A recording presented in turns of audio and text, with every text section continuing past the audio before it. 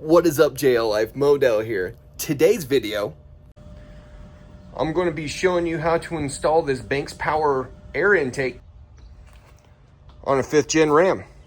Stay tuned.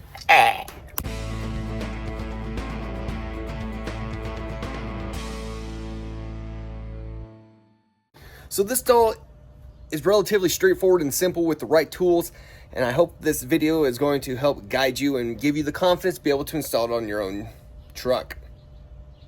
Not Jeep. I almost said Jeep. But before I get into the install, I do want to point out some differences that I have in my truck that you may not if installing this. One, I have the Banks Power Ram intake, and of course, I've deleted all the silliness that they put in these. One thing I wanted to do ever since I replaced the Ram intake was to pair it with a more open cold air intake to take full advantage of all the extra real estate that this sucker is giving my truck. So the first thing we're going to need to do is remove the air shield, whatever you want to call it. But to remove it, there's going to be all these empty holes going along the side on both ends, and they're going to have clips that look like this. This is really simple. You will pry up the centerpiece with a screwdriver, then this will come right out. Once you remove all the little hood clips, this will come right off. We should have done this first, but we need to disconnect both batteries.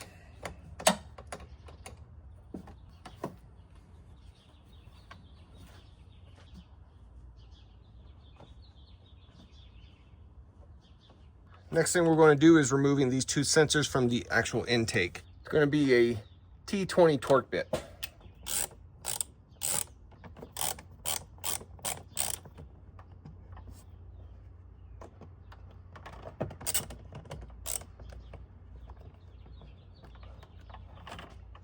And you should be able to pull both of these sensors out.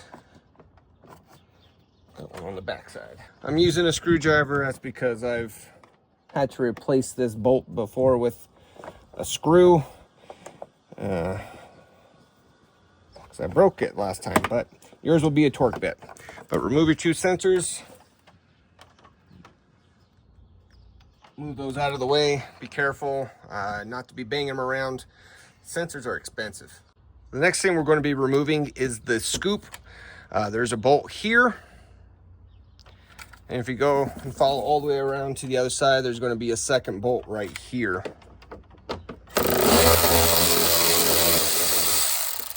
And these are 10 mils. And you should be able to grab it from the intake. There's a, I guess I should show you, huh? There's going to be a clip right here we're going to pull on, up. And there's going to be one on the opposite side. We're going to pull that up to separate.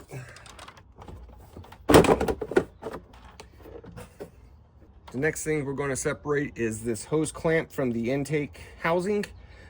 Just loosening the hose clamp with a 5/16 nut driver. And slide that and separate. So the next thing we're going to want to do is pull out the intake box. This should just be pulling upwards.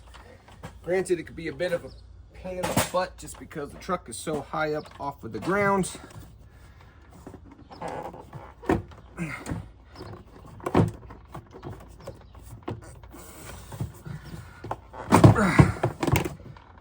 Pull and remove. The next thing we need to take off is going to be the tube from the intake down to the turbo. It's also going to be a 5/16 nut driver, and there's a hose clamp on the back end. Anyways, if you follow the tube down, it's going to be right there, right dead center of the screen. You're going to need an extension to reach it, possibly a swivel. But this is going to be too long, so I got to find something a little bit different. We're just going with a longer extension on the straight driver.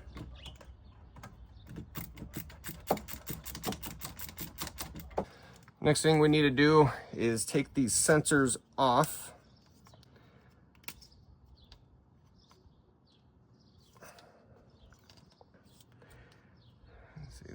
This one is a squeeze.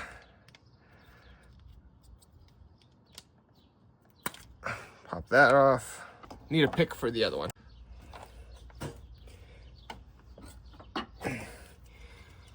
So with the bigger one, just a pick, pull out that clip.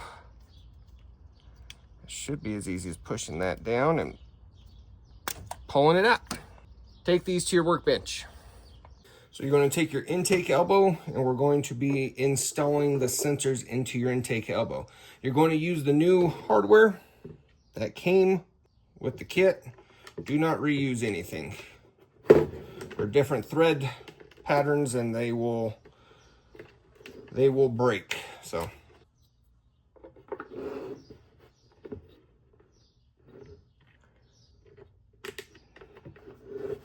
and you can tighten these down.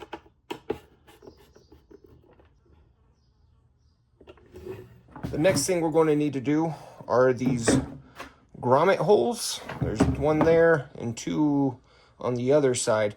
We're going to need to swap the ones out on the OEM and swap it over to the power bank. I guess bank's power. But these guys right here, just squeeze and pull them out. They come out fairly easily. Need 3 of them. And they come right out. They are all the same size, so it does not matter which order you put them in. But get them swapped. Easy. So we're going to get our new Super Scoop housing, and you're going to line up the grommets with the pins. There's one here, and the other one, and the other one's right here.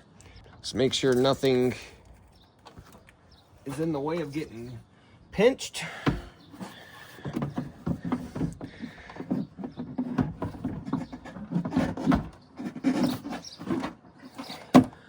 Set that into place. The way I did it was seated the 2 grommets on the deeper end, then maneuvering the high end by itself. Next, we're going to be installing the turbo hose. It's going to be going in this orientation. The arrow needs to point to this breather tube as you slip it over the turbo. Make sure it's seated on all the way around. Next, you're going to take one of your smaller hose clamps and install it on the further arrow. Make sure it's seated correctly around the hose and that it's tight. Don't over tighten, but make sure that it's good and snug. After getting the first clamp in, take the identical size clamp and slide it over the front end. Don't tighten yet. Next, you're going to get the actual filter.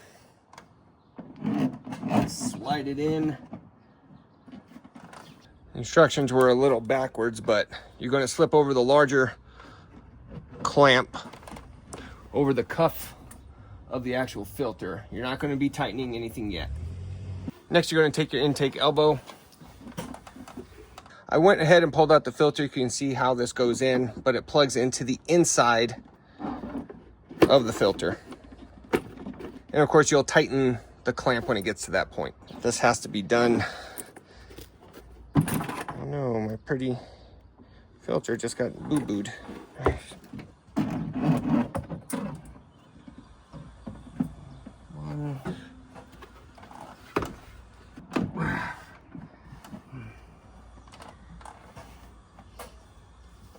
So,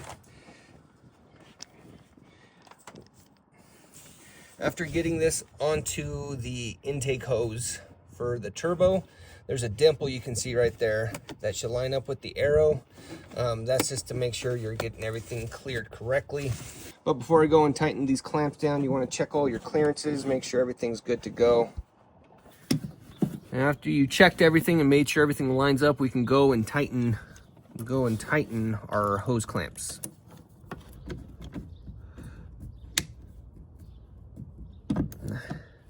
And don't forget your second hose clamp on your turbo hose. So clearance is very important. Obviously you have sensors that plug into the side. What you can make sure you can rotate it. It should be It should be parallel with the intake opening for the Super Scoop. But just make sure you're paying attention because it is important. Once you get it where it needs to be, then tighten things down. After everything is tightened back down, you can reinstall your factory scoop.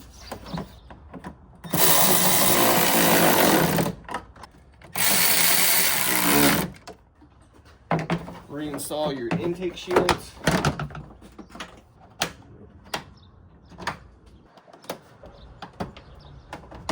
Second to last thing to do is installing the clear window to the Super Scoop. They recommend using blue thread lock on the bolts. Do not over tighten because you will crack the window. Just a very light snug. And the last thing to do is reconnect the battery.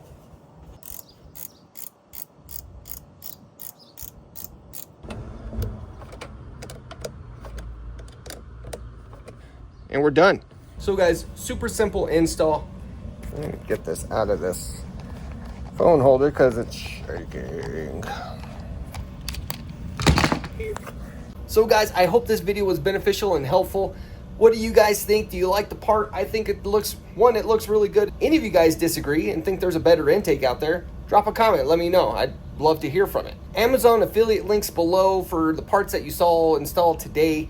Please consider supporting the channel. It doesn't cost you anything extra, but we get a small commission. It's not a lot, but any little bit helps the channel. I really appreciate you guys watching. Remember to like, comment, subscribe, and share. Until the next one, y'all, keep it easy.